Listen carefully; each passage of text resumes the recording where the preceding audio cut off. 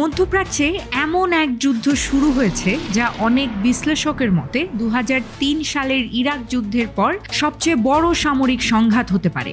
America ও Israel ইরানের বিরুদ্ধে শুরু করেছে এক বিশাল সামরিক অভিযান। আমেরিকা এই অপারেশনের নাম দিয়েছে অপারেশন এপিক ফিউরি। এই অভিযানে শুধু সামরিক ঘাঁটি নয়, ইরানের সর্বোচ্চ নেতা আয়াতুল্লাহ আলী খামেনি নিহত হয়েছেন এবং প্রতিদিন মারা যাচ্ছে শত শত মানুষ। কোথা থেকে আসলে এই যুদ্ধের সূত্রপাত, চলুন জেনে নেওয়া যাক ধাপে ধাপে। হ্যালো এভরিওয়ান, ওয়েলকাম করছি অন বোর্ড উইথ ছেত্রীর আরেকটি নতুন এপিসোডে। চলুন দেরি না করে শুরু করা যাক।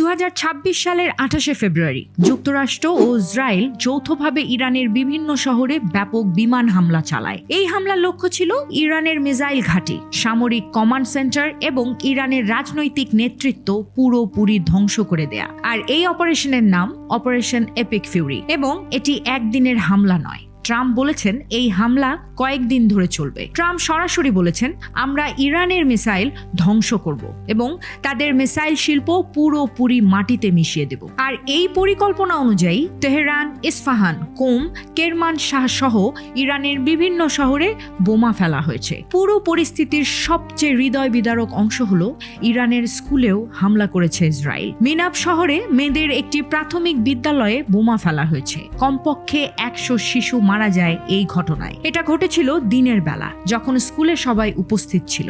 এই হামলার পর ইসরায়েল অফিসিয়াল অ্যাকাউন্ট থেকে টুইট করেছে, Israel has the right to defend itself. কি অদ্ভুত, যেখানে প্রথম হামলাটি ইসরায়েল করলো ইরানের ওপর, আর তারাই বলছে ইসরায়েলের আত্মরক্ষার অধিকার আছে। এরপর দফায় দফায় হামলা শুরু হলো দুদেশের মাঝে।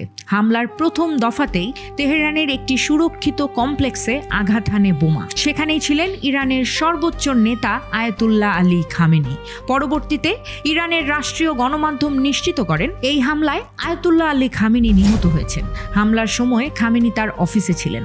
তার সাথে তার মেয়ের হাজব্যান্ড এবং নাতনিও নিহত হয়েছেন। এছাড়াও ইরানের সেনাবাহিনীর অনেক শীর্ষ কমান্ডাররাও নিহত হয়েছেন একটি ডিফেন্স কাউন্সিল মিটিং চলাকালে।